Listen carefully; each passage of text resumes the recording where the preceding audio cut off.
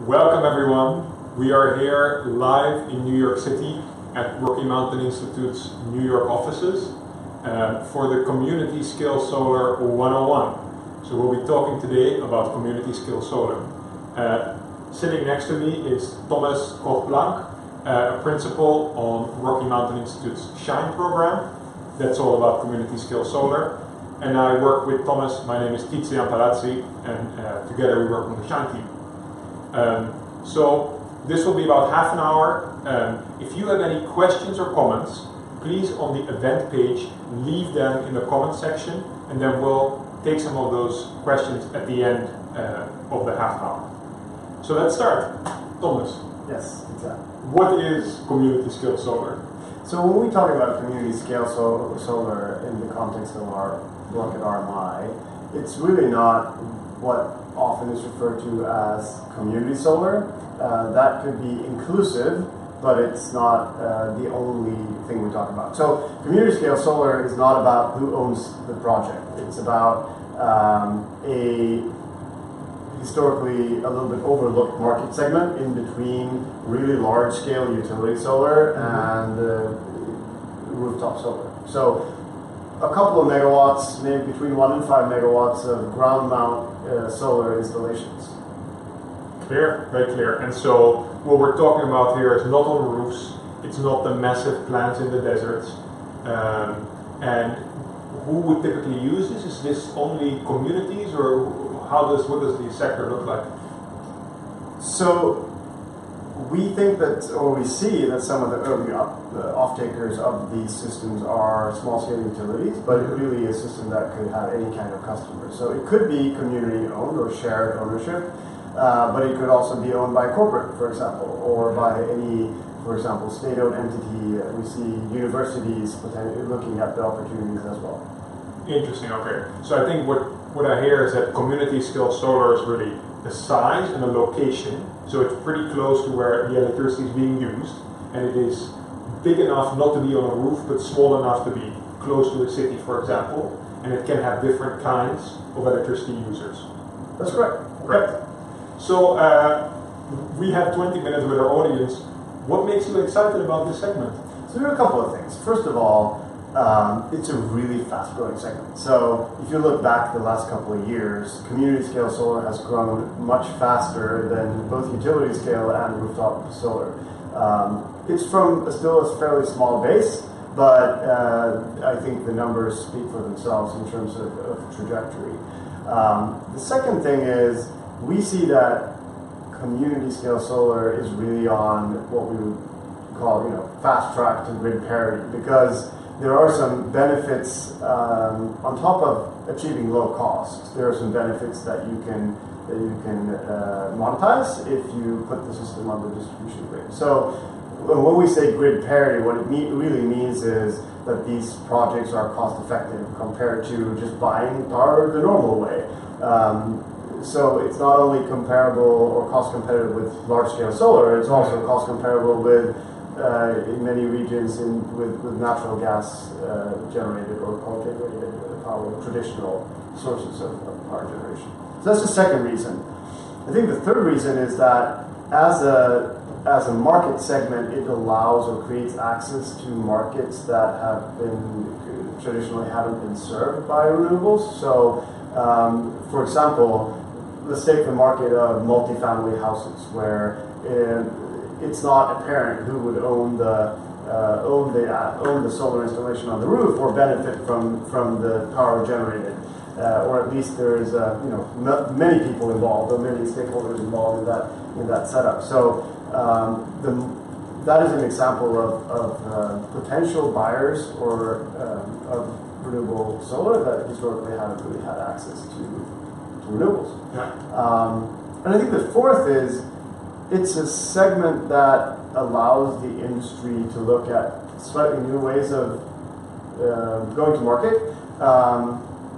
So what I mean practically is that if you want to develop let's say a gigawatt of solar, if you make 100 megawatt installations, you get 10 of them, and they're usually highly customized and very closely defined to the specific sites that you're developing. if you develop a gigawatt with 1,000 smaller installations, that allows you to develop a much more streamlined offering because you get repetition into the whole system. Great. So you mentioned 4 things to us. You said it's growing very fast. That's right. Its costs are becoming lower and lower, more competitive. You mentioned this word grid parity. That's right. You just finished by saying that there is like really a different design possible. Rather than having single gigawatt power plants, we can have all these small solar arrays in different places on the grid. That's right. Right. Okay. Very interesting. So because we might have people in the audience who might have solar on their roof. That's right. Or maybe we have investors who own equity in large utility scale projects, solar projects. I think what might be helpful is to talk a little bit about who are the players who are doing this and what really motivates them. What's driving sort of the growth of this sector? So I think the players currently engaged in this market are very traditionally the same that are building primarily utility scale. So you see a lot of utility scale developers who are looking at this market as a great growth opportunity for them. And since it's ground mount and it's a lot of the same design, they have a good starting point. So it's very different from a rooftop installation. So that could obviously be an opportunity, but we don't see many rooftop developers going into this segment. The reasons are fairly straightforward. One is value. So I say value instead of cost because there's that is a little bit different.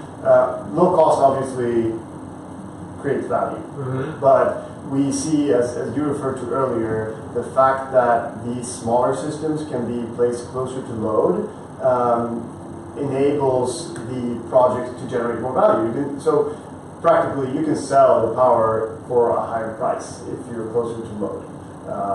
Then you might be exposed to some constraints in terms of transmission constraints or just high transmission costs if you're far away from the load. So there's a value component here, which is beyond the low cost.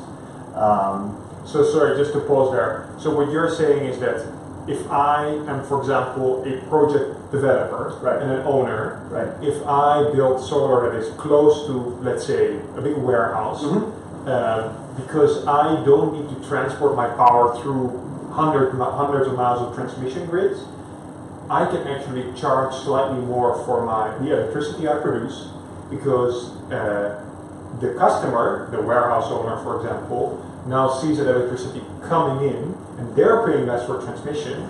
So if they pay the same price for solar if it's far away or close by, you as the project owner get a little bit more for the close by solar. That's right. And look, each market has its own specific rates and structures. So my response here will not be as specific as I would like it to be. But you're right that almost every market has a transmission cost. So if you are buying power from the transmission grid that's transmitted over the transmission grid, you pay more. Okay. Right? That makes sense. Yeah.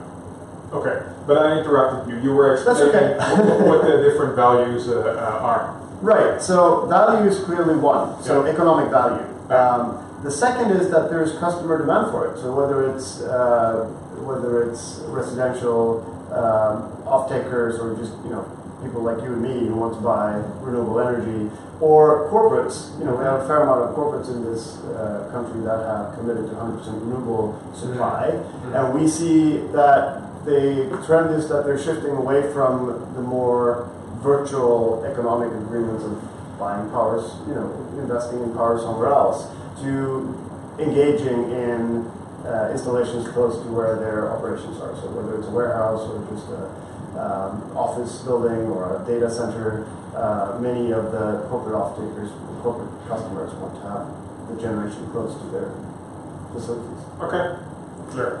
Okay. And then I think there's a third driver, which is just basic economic development, and that is linking a little bit back to both of the first ones, but the notion that not only do you get economic activity from the actual project construction and maintenance, But the fact that you, as a local community, can offer renewable energy will be increasingly an attracting force for corporates to locate in your community.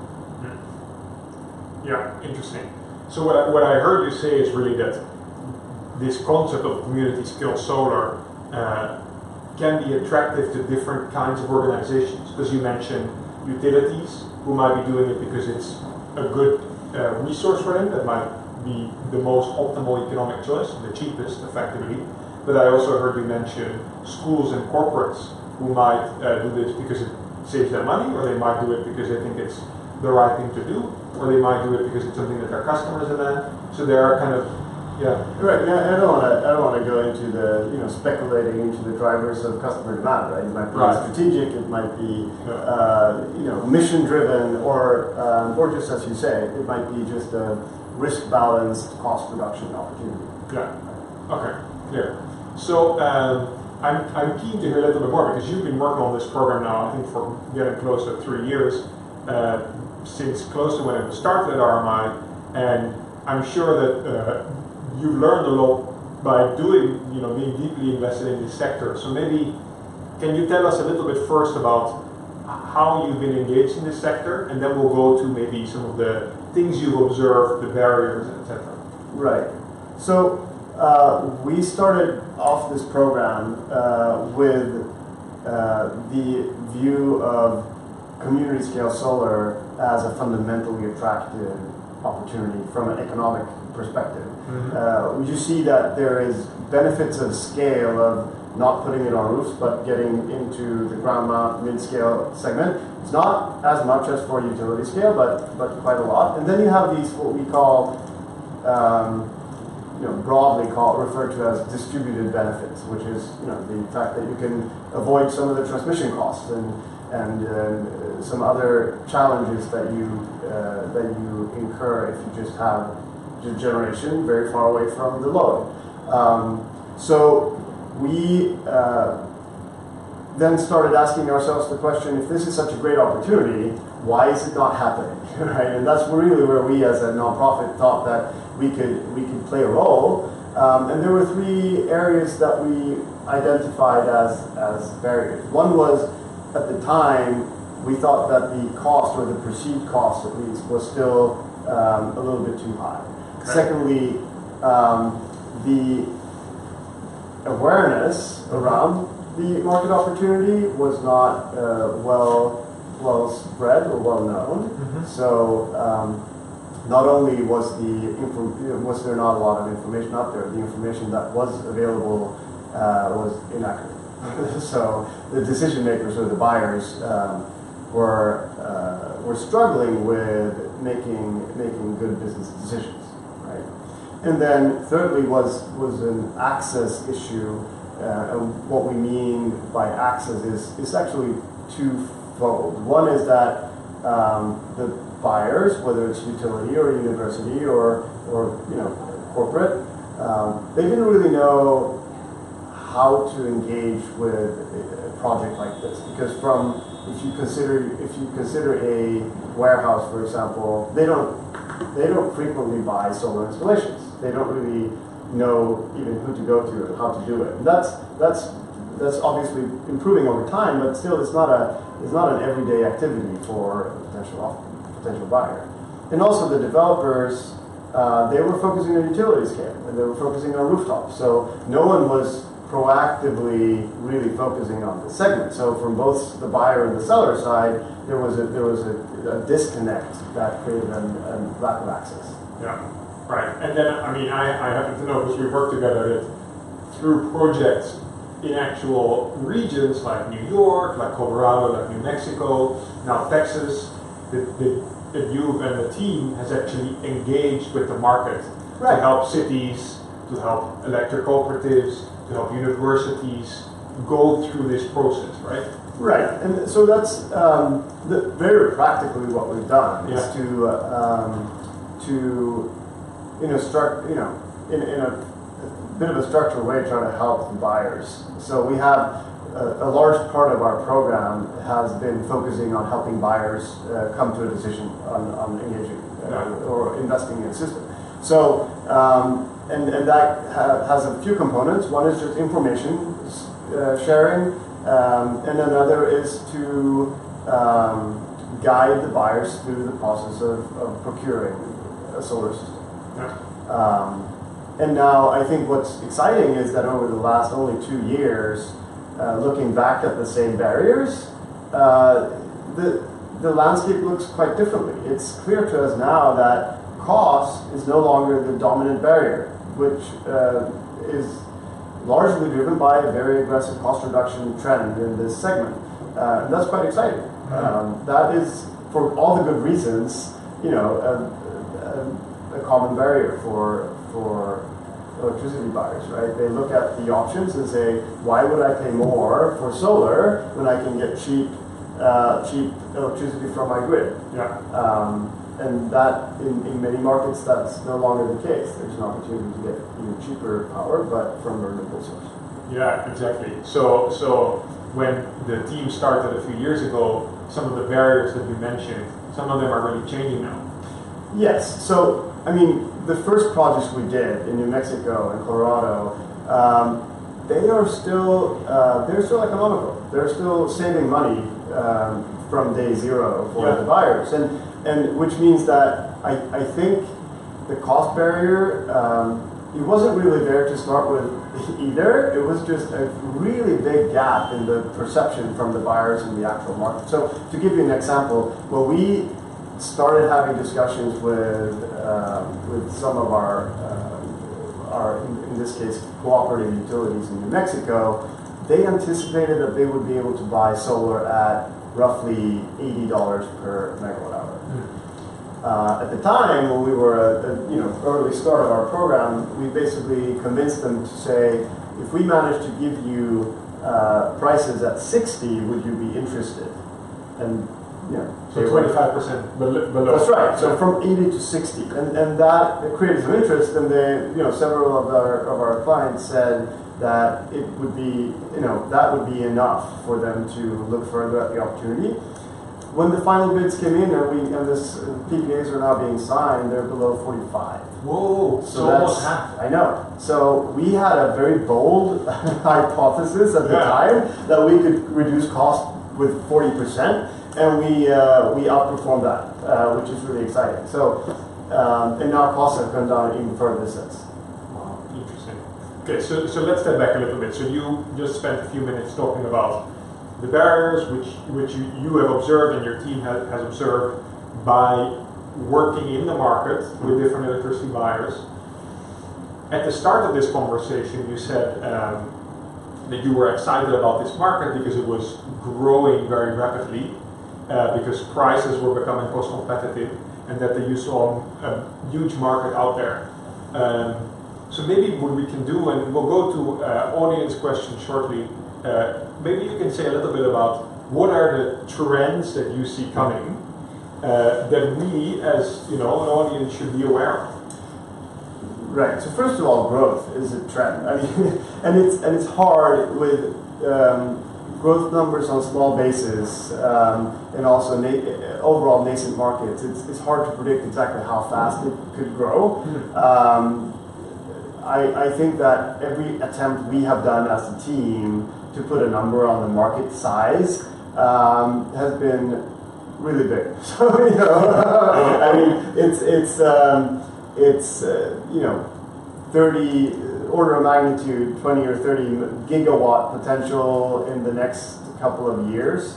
And the overall, if you look at the techno-economical potential for the U.S., even including constraints that are imposed by regulations and self-generation contractual constraints, only the cooperative utilities have a 40 gigawatt market opportunity. If you expand that to other potential markets, it's easily a 200, 300 gigawatt market, which is many times the current total installed base of solar in the US, and it's hundreds of billions of dollars of investment that would be channeled into this market segment alone. And that is without necessarily cannibalizing on either utility scale or rooftop solar. It's a complementary market segment. So we're really excited about the market growth opportunity.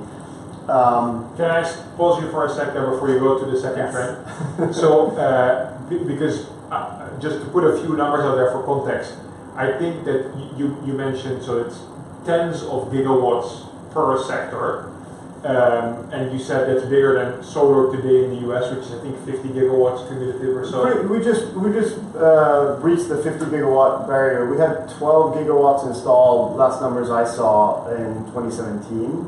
They're based on Q3 forecasts. Okay. And we peaked, there was a bit of a higher 14 gigawatt installation in 2016. And I think I've heard somewhere that, also to give more context, that this could be some community scale solar could be something like 10%, double-digit percentages, or the equivalent of what's all the power that's installed in the US today: gas, coal, renewables. The short answer is yes. Again, forecasting growth of small markets is really hard. Yeah. You could get really big numbers if you're just leaning forward on your assumptions. I think either way, however you approach the market sizing question, it's many billions of dollars, which is I find exciting. Yeah. There are not that many multi-billion-dollar market opportunities lying around that you can work with. So I'm really excited about that. Okay, so I interrupted you on your trend. What else do you see coming? So the second is, I think there is an opportunity of even further cost reduction, and that might seem mind-boggling for anyone looking at the industry from the outside, because the cost reduction trajectory has been so aggressive for so long, and there is a bit of a potential rebound that some that's being discussed now in the industry, with coming out of a period with really highly pressurized panel manufacturers. I think today panels are only a reasonably small fraction of the total cost. So what we see is that if you take a step back from the panels, which is the focus of most discussions on cost reduction for solar, and look at the total installation cost. So not only the panels, but also the underlying substructures that the panels are attached to. And then you look at the cost of the land that you need to acquire. And we just have to face the fact that really large pieces of land at low cost close to a transmission line is not that, we don't have that many opportunities anymore. And I think, even further, as costs come down, the cost of maintaining the system over time becomes relevant. So the scope for cost reduction is much bigger than the panels. And for this particular opportunity, especially when you introduce repetitiveness of the system design, you can further hone in on the cost on some of those installation costs. So that's super exciting. We see that this could contribute to the whole industry just continuing to plow down on the cost reduction roadmap. I think there are a couple of more trends that are relevant.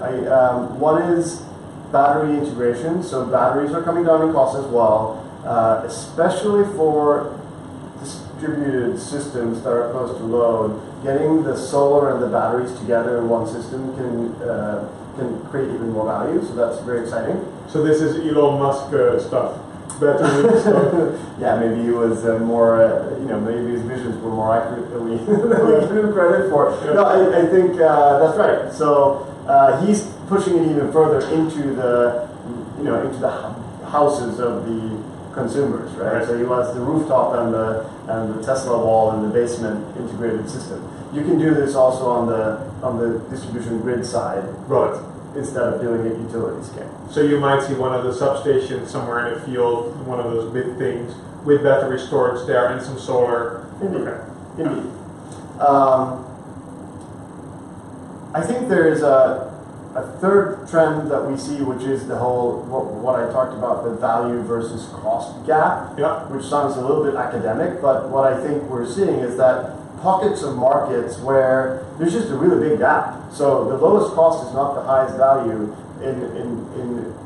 For example, we're doing some work right now in Texas and in ERCOT, and this is definitely the case there. The value, the price that you can charge for a kilowatt hour of solar can vary or that you get paid for a kilowatt hour delivered to the market can vary as much as 30% from west to east in Texas. Okay. Right.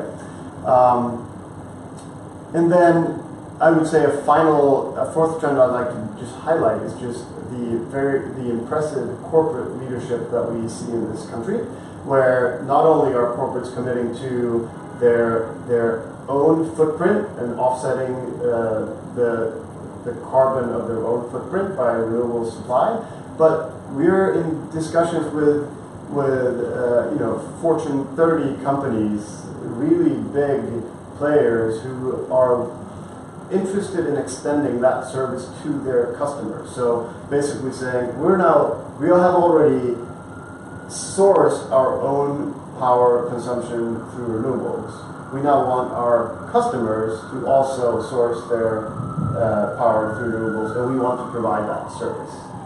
Whoa. So this is, let's say, a large, retailer, Fortune 30 company that doesn't only do 100% renewables for their own stores, but they're telling you when you're paying for a bag of coffee beans, do you want to have solar too for your home? Pretty much.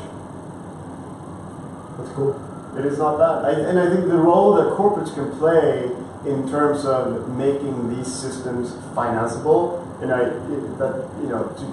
just a little comment on that, part of the challenge for community solar, shared solar ownership, is that financing becomes tricky because you have so many different players involved in one investment. So the financing, the banks and the debt providers that contribute with the financing, it just makes it difficult and complex. So if you can have an anchor off-taker from a corporate, that would make financing much simpler. A good analogy is just a commercial real estate piece of land, right? Where you typically have a anchor off-taker. It might be Macy's or Target or Walmart or someone who has a large store and will be there for 20 years. Right. So that gives the owner of the real estate some security that they will have rent coming in from their piece of land, and then it's less important who the other tenants are. Right. So they can change tenants over time, and they're not risking their investment in the development that much. Very similar to what you can do in community solar. Clear. So I know that we are 2 or 3 minutes from the end of this session. I think let's take 1 or 2 audience questions. Sure. One, to the point that you just mentioned, one audience member asked, what about universities? What should universities do? I think what you just mentioned seems to be quite strongly related to that. If the university wants to do community solar, it can be an anchor off-taker. That's true. What else comes to your mind about universities? So, I mean, universities, first of all, universities have a pretty significant footprint in this country to start with, both in terms of electricity footprint, but also in terms of real estate footprint. So the fact that they have the opportunity to put these systems on land that they're already controlling and owning is a strong value contribution here. Because otherwise, the way solar is often developed is that you have someone who wants to buy the power, and you have someone who wants to build the system, but they don't have anywhere to put it. So then suddenly you start scrambling for land, and that process is speculative and time and resource consuming. Okay. Universities have this already. Clear. Good. So I think in the interest of time, we want to make sure that everybody is set and we'll close here on time. I think that we will make some time after this to try to answer some of the Facebook comments that we haven't yet been able to discuss. And we wanted to say thank you all for being with us. Thomas, Tizian, and let's continue the conversation online. Right. Thank you very much. Thanks.